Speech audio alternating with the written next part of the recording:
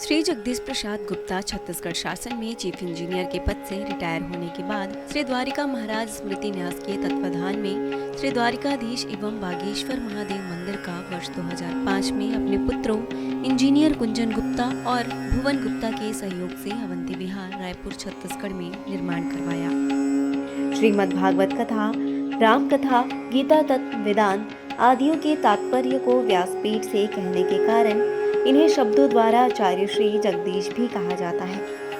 अपना संपूर्ण जीवन परमात्मा की सेवा में दे दिया। आपने परमात्मा भगवान श्री द्वारिकाधीश के दिव्य गुणों और कर्मों को लेकर अभी तक 15 ग्रंथों की रचना की है। इन सभी ग्रंथों को भारतवर्ष के जगत गुरु और महापुरुष संतों के द्वारा आशीर्वाद प्राप्त हुआ है। इनमें से श्वेता स्वरूप उपनिषद, श्री राम कथा अमृत से अनमोल, मुंडक उपनिषद, कथा उपनिषद, सरलतम बोध, इन पुस्तकों पर उनके सारे प्रवचन यूट्यूब पर अपलोड कर दिए गए हैं। किताबों का नाम डालकर लिंक ओपन करके आप उसका आनंद उठा सकते हैं। श्रीमद् भागवत और वेदांत सार के प्रथम खंड विसर्ग द्वारा परमात्मा का निरूपण के अंतर्गत ध्रुव आख्यान सुन रहे हैं आप। श्रीमद् भागवत और वेदांत सार के प्रथम खंड विसर्ग द्वारा परमात्मा का निरूपण के अंतर्गत ध्रुव आख्यान सुन रहे हैं आप। हरि ओम।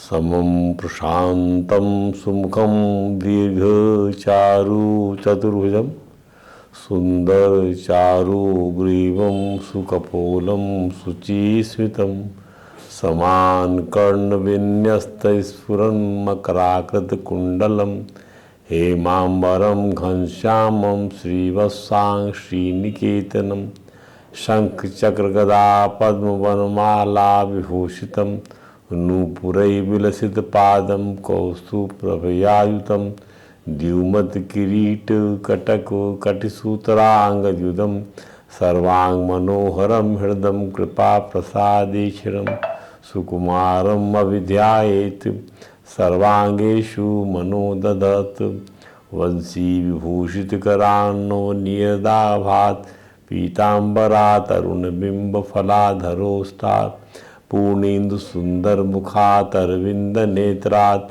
कृष्णात् परम किमपि तत्त्वमहं न जाने तप्त कांचन गौरांगी राधे वृंदावनेश्वरी वृषभानुसुते देवी प्रणमामि हरिप्रिय।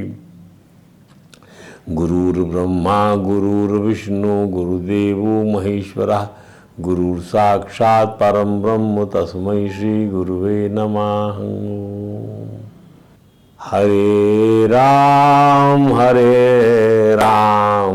राम राम हरे हरे, हरे कृष्ण कृष्ण कृष्ण हरे हरे। बोलिए परात्पर परम त्रिलोकी नाथ भक्तवांछा कल्पतरु भक्त वत्सल कृपल वत्सल शरणागत वत्सल भगवान श्री द्वारकाधीश महाराज की जय। भगवान श्री बांके बिहारी लाल की जय। भगवान श्री रास बिहारी लाल की जय। भगवान श्री राधा दामोदर नाथ की जय। भगवान श्री राधा कृष्ण सरकार की जय। श्री सद्गुरु भगवान की जय। समस्त गुरु भगवान की जय। श्री चैतन्य महाप्रभु जी महाराज की जय। देवर्षि नारद जी महाराज की जय। भगवान श्री व्यास जी महाराज की जय। परम भागवत भगवान श्री सुखदेव जी महाराज की जय। जय श्री राधे, जय जय श्री श्याम। आइए श्रीमद् भागवत और वेदांत सार हमारे इस ग्रंथ के प्रथम खंड के अंतर्गत जो तीसरा विचार है विसर्ग द्वारा परमात्मा का निरूपण। इस श्रृंखला में हम आज, कल तक हमने आपको भक्तराज ध्रुव का चरित्र सुनाया था। अब भक्तराज ध्रुव का जो है राज्याभिषेक हो गया है, भगवत प्राप्ति हो गई है। पिता ने उनको जो है राज्य सौंप दिया उस राजगद्दी पर, जिससे कभी जमाने में उनकी विमाता ने उन पर ऐसी व्यंग्योक्ति किया था कि उन्होंने उसको जो हृदय में रखकर भगवान की आराधना उपासना करके सिद्ध कर लिया किसी के प्रति अमंगल न चाहते हुए, और वो गद्दी प्राप्त कर लिया, ध्रुपद प्राप्त कर लिया। अब उनका जो है महाराज ध्रुव, अब उनको हम महाराज ध्रुव कहेंगे। महाराज ध्रुव का विवाह, 2 विवाह हुए उनके। एक विवाह हुआ तो पहली पत्नी का नाम पड़ा भ्रमी थी पहली पत्नी, और उनसे 2 पुत्र संतान हुए। दूसरी पत्नी थी उनकी इला, वायु की पुत्री इला। इला से महाराज ध्रुव के एक पुत्र और एक पुत्री हुए। इस प्रकार 2 पत्नी और 3 पुत्र और 1 कन्या का परिवार था महाराज ध्रुव का। अब हुआ क्या कि इनके तो सौतेले भाई थे, इनकी माता वही सुरुचि जिन्होंने अपने पुत्र उत्तम के लिए इनको जो है वन का रास्ता दिखा दिया था, पर उस वन के रास्ते में जाकर उन्होंने भगवान को प्राप्त कर लिया।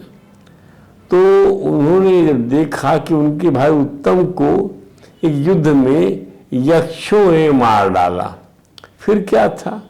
तो स्वभाव तो ध्रुव का आप जानते ही, वो नारद जी को भी उन्होंने जो है काउंटर जवाब दिया था कि महाराज जो है हमारे क्षत्रिय लोग हैं, हमारे हृदय में बात रह गई है। तो उसी प्रकार से उन्होंने काफ़ी लाखों यक्षों का जो है वध कर डाला, युद्ध में उनको मार डाला। अब सोचने वाली बात यह है कि अब जिसे भगवान का साक्षात्कार हुआ हो, ऐसे ध्रुव को ऐसा क्रोध भी आया कि लाखों यक्षों का संहार हो गया। अब हम ध्रुव के क्रोधी स्वभाव की विवेचना करते हैं। क्रोध करने पर भी ध्रुव को महात्मा लोग आशीर्वाद दे रहे थे कि भगवान उनकी सहायता करें। क्यों? एक बार कृपा किया भगवान ने तो भैया भगवान का जो हो जाता है उसके प्रति सभी लोग जो है कृपालु हो जाते हैं। मुनि क्या कहते हैं? मुनि कहते हैं कि हे उत्तानपाद ध्रुव, उत्तानपाद ध्रुव, शरणागत भय भंजन सांग पाणी भगवान नारायण तुम्हारे शत्रुओं का संहार करे। औतान पादे भगवान स्तौ सांग धनवा देव छिणो त्वनतार्ति हरो विपक्षा। तुम्हारे शत्रुओं का विपक्षी है उनको संहार कर दे। छिणो तू अवनतार्ति हरो, सांग धनमा भगवान जो है जिनके हाथ में सांग धनमा नाम का धनुष है। अरे भगवान का तो नाम ही ऐसा, यद नाम धे मम विधाय निशम्य चाधा। भगवान का नाम धे ऐसा ही है, उसको धारण करके सुनने कीर्तन करने मात्र से मनुष्य दुस्तर वृत्त के मुख से अनायास लोको अंजसा तरती दुस्तरम अंग मृत्यु। ध्यान दीजिए, ये मुनि लोग आशीर्वाद दे रहा है। तो भगवान के नाम संकीर्तन के सहारे ध्रुव जी यक्षों की माया को भी समापरास करने में समर्थ हो गए। ध्रुव महाराज और यक्षों के युद्ध से ध्रुव के दादा महाराज मनु, ध्रुव के पिता कौन है? उत्तानपाद जी महाराज। उनके पिता कौन है? महाराज मनु। तो वो महाराज स्वयंभू मनु जो है वो पहुंचते हैं क्षुब्ध होकर, नाराज होकर, अपसेट होकर पहुंचते ध्रुव के पास में और बोलते क्या कर रहे हो तुम? तुम्हारे भाई को एक यक्ष भगवान यक्ष ने मार दिया तो उसके तो समूची यक्ष जाति को ही मारते चले जा रहे हो। कहाँ तक, कहाँ का न्याय है ये? अरे एक व्यक्ति अपराध के कारण सारा समाज, सारा राज्य आक्रांत कर दिया जाता है क्या? महाराज मनु तो मानव समाज के पिता और विधि निर्माता हैं। वे इस प्रकार के युद्ध से सहमत नहीं थे और चाहते थे कि उनके पौत्र ध्रुव महाराज यक्षों को न मारे, क्योंकि वे अपराधी नहीं हैं। उन्होंने ध्रुव को समझाया, क्या बोला? अलम्बसादिरोषेण तम द्वारेण पाप मना। इस पाप के द्वार तमोगुण को छोड़ दो। अलम बहुत हो गया, बस। येन पुण्य जना नेतान अवधिस्तमानागसाम। अब तुम यक्षों को मारकर अपनी सीमा से परे जा रहे हो, क्योंकि ये अपराधी नहीं है। अतिशय क्रोध तमोगुण की पराकाष्ठा है। आदमी क्रोध में अपना आपा खूब बैठता है, उसका मुंह काला पड़ जाता है, उसके हाथ पांव कांपने लगते हैं। जब अत्यंत क्रोध आता है तब तो हार्ट का अर्थात हृदय के रोगी होते हैं, उनका भी हार्ट फेल हो जाता है।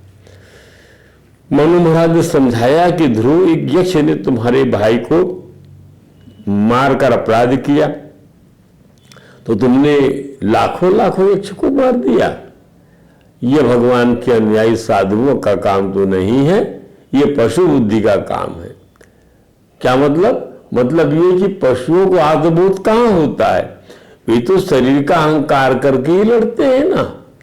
पर जिन्हें आत्मबोध होता है, जिन्हें आत्मा का ज्ञान होता है, जो जान जाते हैं कि आत्मा ही हमारा सत्य है, उन्हें पशुओं शरीर के लड़ना उचित नहीं है। महाराज ध्रुव की गणना महात्माओं में होती है। अतः उन्हें उनके दादा महाराज मनु ने समझाया कि महात्मा की शोभा तितिक्षा, सहनशक्ति, करुणा, मैत्री, ममता से होती है। इसी से भगवान प्रसन्न होते हैं। ये नहीं कि यक्ष ने तुम्हारे भाई को मार दिया और तुम लाखों लाखों यक्ष को मारने लग जाते हो, तो वही पशु बुद्धि है। पशु बुद्धि क्या हो गई? शरीर के प्रति अहंकार हो गया। और जिसको आत्मबोध होता है, जिसकी आत्मबुद्धि होती है, वो ऐसा काम नहीं करता, वो सहनशील बन जाता है, वो करुणा करता है, ममता करता है, मैत्री करता है। इसी से भगवान प्रसन्न होते हैं।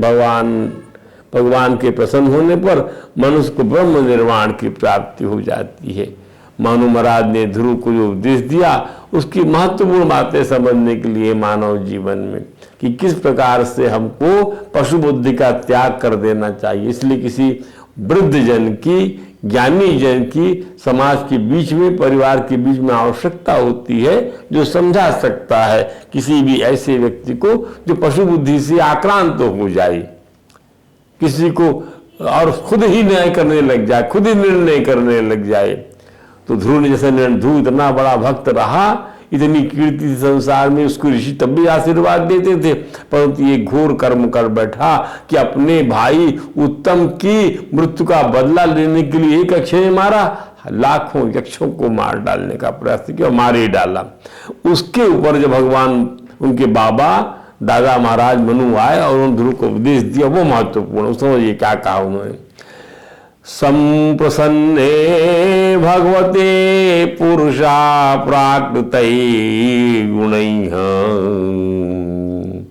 संप्रसन्ने भगवती पुरुषा प्राकृतै गुणैः। जो मनुष्य अपने जीवन काल में भगवान को सचमुच प्रसन्न कर लेता, संप्रसन्ने भगवते पुरुषा, फिर वह प्राकृतिक गुणैः विमुक्तो, प्रकृति के स्थूल और सूक्ष्म भौतिक परिस्थिति से मुक्त हो जाता है। इस प्रकार वह समस्त भौतिक गुण से छूटकर अनंत आत्मानंद में रमन करता, विमुक्तो जीवन विमुक्तो ब्रह्म निर्माण निक्षति। तात्पर्यतः मनुष्य को ऐसा कार्य करना चाहिए कि भगवान इस कार्य से प्रसन्न हो। मनुष्य की प्रसन्नता नहीं, भगवान की प्रसन्नता पर ध्यान दीजिए कि किस कार्य से प्रसन्न होंगे। उसे स्वयं प्रसन्न नहीं होना है मनुष्य को। निसंदेह जब भगवान प्रसन्न हो जाते हैं तो भक्त स्वतः संतुष्ट हो जाता है। भक्ति योग का यही रहस्य है। भगवान को प्रसन्न करना ही प्राथमिकता होनी चाहिए। कोई भी भगवान को प्रसन्न करने का प्रयास नहीं करता। ध्यान दीजिए कि सकाम कर्म मृत्यु लोग अपनी इंद्रियों को तुष्ट करना चाहते हैं, तो जो ज्ञानी जन हैं वे भी सूक्ष्म रूप कर्मों या मानसिक चिंतन के द्वारा स्वयं को ईश्वर सोचकर तुष्ट होते रहते हैं। योगी भी यह सोचकर अपने को तुष्ट करता है कि क्यों न तरह तरह की योग सिद्धियां प्राप्त कर ली जाए, किंतु भक्त की विधि इन सब से निराली है। भक्ति योग से जो इतर मार्ग हैं, अन्य रास्ते हैं, उन पर चलने वाले प्रत्येक प्राणी जहाँ आत्मतुष्टि में लगे हुए हैं कि हमारी तुष्टि हो जाए, इंद्रिय तुष्टि कर ले, शरीर की अभिमान की तुष्टि कर ले, वही भक्त केवल भगवान को तुष्ट करने में लगा हुआ रहता है। उसका प्रयत्न केवल इसीलिए ही होता है। भक्त की विधि अन्यों से अलग है, सर्वथा अलग है। भक्त अपनी इंद्रियों को भगवान की सेवा में लगाकर भगवान को प्रसन्न करने का तुरंत दिव्य पद को प्राप्त होता है और अपार आनंदमय जीवन भोगता है। मानुषी सृष्टि के प्रणेता भगवान मनु ने एक अच्छी बात अपने पोते ध्रुव महाराज को समझाई, जो यक्षों से इसलिए युद्ध कर रहे थे कि उन्होंने ध्रुव जी के भाई उत्तम को मार डाला था। महाराज मनु कहते हैं कि हे पुत्र, ये कुबेर के अनुचर यक्षगण तुम्हारे भाई को वास्तविक मारने वाली नहीं है। प्रत्येक जीवात्मा का जन्म तथा मृत्यु जो समस्त कारणों के कारण परमेश्वर द्वारा ही होती है। भगवान मनु कहते हैं ध्रुव को समझाते हुए, सा एव विश्वम सृजति सा एवावति हन्ति चा, वही इस संसार को बनाता है, सृजन करता है, अवति पालन पोषण करता है और संहार कर देता है।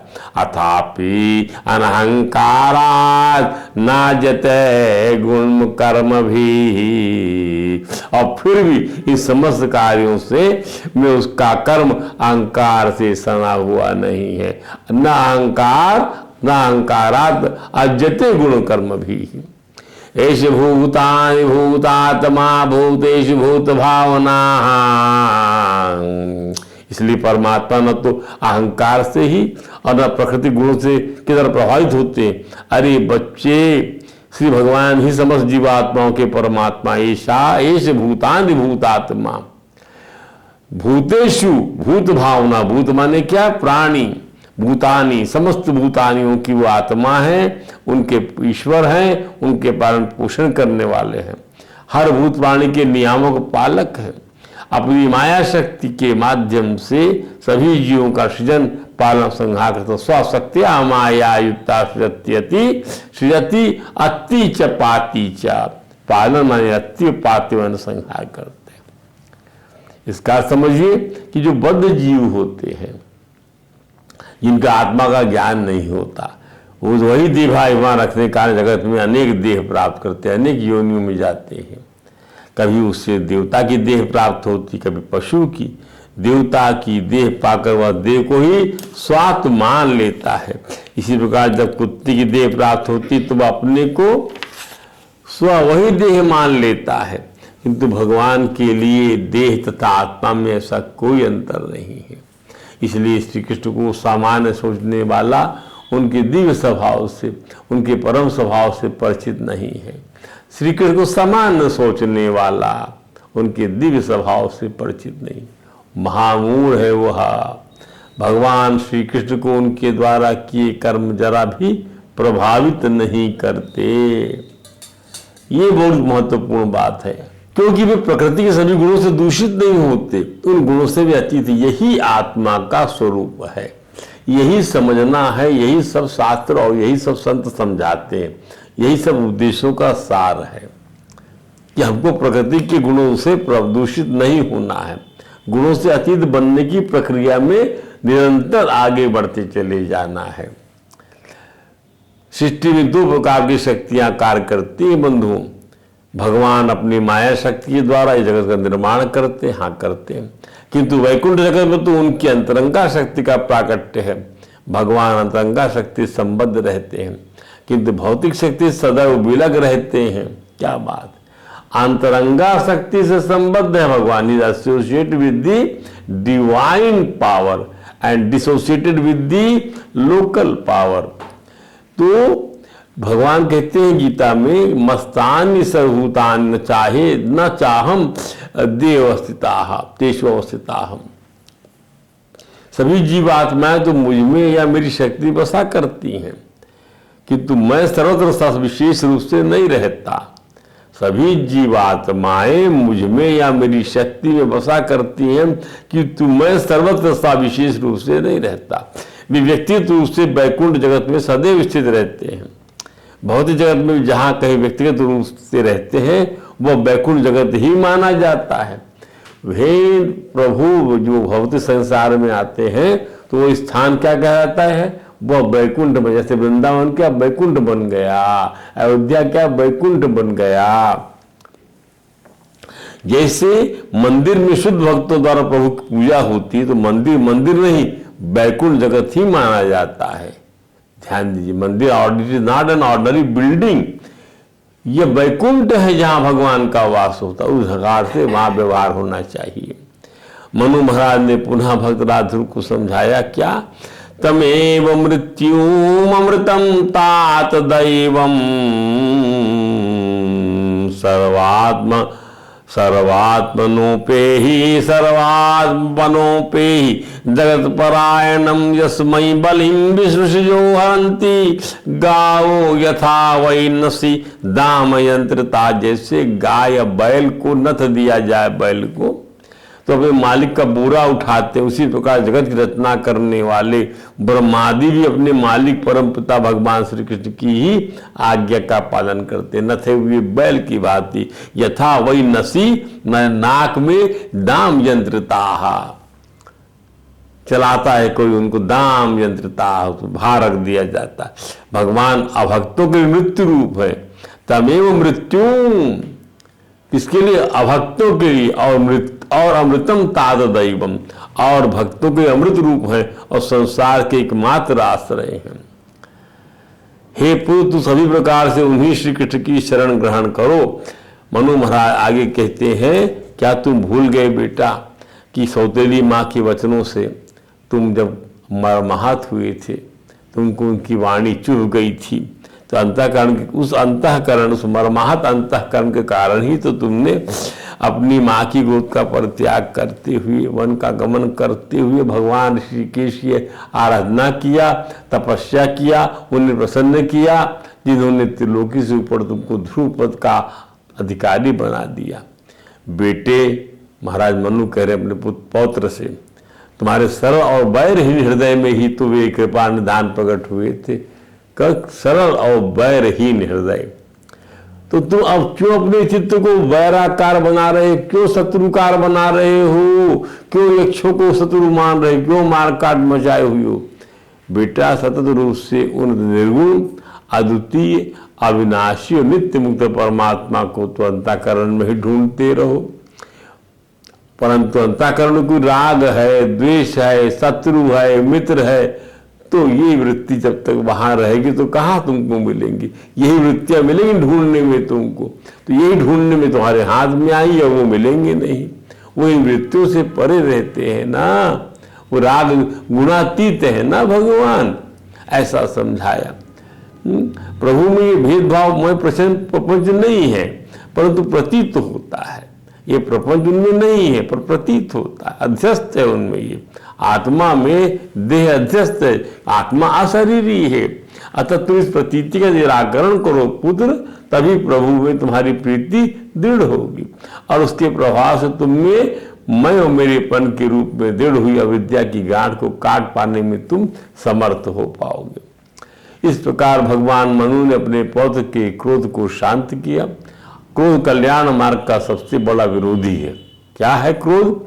कल्याण मार्ग का सबसे बड़ा शत्रु कोई है तो क्रोध है। काम ईश क्रोध एश रजोगुण समुद्भवा महासना महापापमा विद्धि एनम ही वैरिणम। इसी को वैरी जानो। काम और क्रोध दोनों के दोनों एक ही सिक्के के दो पहलू माने जाएंगे। ध्यान दीजिए, क्यों क्रोध आएगा? कामना की पूर्ति नहीं हुई इसलिए क्रोध आएगा। अतः विनम्र भाषण विनय के द्वारा महापुरुषों को सत्कार करना चाहिए। यक्षों के राजा धनाध्यक्ष कुबेर जी भगवान शंकर के मित्र हैं, अतः उनकी अभ्यर्थना करो। तुम्हारे कुल को उनका श्राप आक्रांत ना कर सके बेटा। महाराज मनु के समझाने ध्रुव महाराज बिल्कुल शांत हो गए और उनकी आज्ञा को स्वीकार कर लिया। इसीलिए कहा जाता है कि समय समय पर बड़े बूढ़ों की जरूरत पड़ती है। भले मानुष का यह काम है कि अभी अपने से ज्ञान वृद्ध हैं, जिनका ज्ञान बढ़ा हुआ है वो ज्ञान वृद्ध, वही वृद्ध हैं जो उम्र में बड़े हुए हैं, विद्या वृद्ध हैं जिनकी विद्या हमसे ज्यादा है। उनका आदर करे और उनकी अच्छी सलाह के साथ जिद न करे, उसको मान ले, क्योंकि उसमें बड़े बड़े रहस्य भरे होते हैं। अब ध्रुव आख्यान इस प्रकार से पूरा हुआ। हमें महाराज ध्रुव का पूर्ण चरित्र और उत्तर दोनों। अब इन्हीं की वंशावली की बात करते हैं। श्रीमद् भागवत में यही तो विशेष बात है। अरे महाराज, जो मनु महाराजों की वंशावलियों का जिन्होंने सद्धर्म स्थापना किया, उन्हीं का वर्णन मिलेगा आपको। अभी महाराज मनु का के पुत्र तानपात की वंशावली के अंतर्गत अब हम महाराज पृथु का उपाख्यान आपको सुनाएंगे। देखिए, ध्रुव के भक्त राज महाराज ध्रुव के वंश क्रम में धर्मात्मा महाराज अंग हुए। ध्यान समझिए इस कथा को, बड़ी उत्तम कथा है ये। महाराज अंग की पत्नी सुनीता ने, अंग की पत्नी सुनीता जो मृत्यु देवता की पत्नी पुत्री थी, ने वेन नाम का एक वेन नाम के पुत्र को जन्म दिया। बड़ा ही क्रूर कर्मा और दुष्ट पुत्र था वह बच्चों गला घोट के मार डालता था। ध्यान दीजिए। तब उनके धर्मात्मा पिता अंग महाराज को, अंग महाराज कौन है? महाराज ध्रुव की वंशावली में ही उत्पन्न जो है महाराज अंग है। ध्यान दीजिए। वेद को अच्छी शिक्षा देने का बहुत प्रयत्न किया किंतु उन्हें सफलता नहीं मिली। किसी महाराज अंग उनके पिता को अपने दुष्टतम पुत्र को सुधार पाने में असफल और अप्रसन्न महाराज अंग ने कहा कि भगवान उसी पर प्रसन्न है जिनको वे कुपुत्र ना दे। कुपुत्र जिसको दे रहे हैं भगवान पसंद नहीं है, ऐसा उनके मन में क्षोभ ग्लानि उठने लगी। शास्त्र कहते पुत्र ना होना तो अच्छा है, पुत्र ना होना तो अच्छा, किंतु कुपुत्र होना अच्छा नहीं है, कुपुत्र होना उससे और अच्छा नहीं है, क्योंकि कुपुत्र से बड़ी भारी बदनामी होती है, पापी ऐसी कीर्ति होती है, अधर्माचरण होता है, सब लोग उसका विरोध करते हैं और उसमें उससे मन में चिंता होती है, पुत्र के रूप में मोह का बंधन ही आता है। पंडित लोग इसको अच्छा नहीं समझते, इसके कारण घर दुखद हो जाता है। इतना सोचने के बाद महाराज अंग के मन में थोड़ा वैराग्य उदय हुआ। समझ कथा को, पुत्र है तो पुत्र क्या दे रहा है? राग नहीं दे रहा ठाकुर के चरणों में, संसार से राग नहीं दे रहा है, संसार से विराग दे रहा है। ये सोच होना चाहिए। क्या अच्छा दुख पहुंचाया तुमने मुझको पुत्र, अच्छा दुख पहुंचाई तुमने मुझको, अच्छा दुख पहुंचाया तो इससे भगवान के प्रति लगाव बढ़ता है। क्या मिले? भगवान मिले ना इससे, तो उसका वह अपराध भी आपके लिए कारण बन गया। ये सोच किसकी होती है? आत्मबोध वालों की होती है, देहात बुद्धि वालों की सोच नहीं होती। भगवान जो कहते हैं उसी में हमारा मंगल है। क्या कहा शास्त्र ने? सदेवो यदेव कुरुते, सदेवो वह देव जो करता है तदेव मंगलमय, तदेव मंगलाय, मंगल के लिए करता है। महाराज अंग को उनके दुष्ट पुत्र वेन के कुकर्मों ने सोच में विवश कर दिया। उनका इस दुष्ट पुत्र के कर्मों संसार का मोह भंग हो गया और मन में पवित्र वैराग का अंकुरण हो गया। हम लोगों को पता ही घर में बहुत दुख है, तब भगवान की ओर चलता है। दुष्ट बेटे की जगह मान लो अच्छा बेटा होता तो संसार में घर में आसक्ति हो जाती, तब राग हो जाता और घर छूट नहीं पाता। इस प्रकार सोचते सोचते महाराज अंग के मन में वैराग्य हो गया। तो वैराग्य हो गया कि वे निर्वेद मना हो गए और रातों रात अपना पूरा राजपाट छोड़कर चले गए। कोई उनका पता नहीं लगा पाया कि महाराज कहाँ चले गए। और उनके दुष्ट पुत्र वे ने रात को ध्वस्त कर दिया, ऋषियों की प्रार्थना को ठुकरा दिया और ऋषियों के क्रोध से ही वो नष्ट हो गया। अब देखिए यहाँ पर ऋषि भी आते हैं, ये लोग देखते रहते हैं सारी व्यवस्था को, कहीं ना कहीं गुप्त रूप से भगवान के दूत बनकर ये भी नियंत्रित करते हैं। किसी महाराज के न रहने पर राज सत्ता का समाप्त हो गया, सभी प्रजाजन उच्छृंखल हो गए।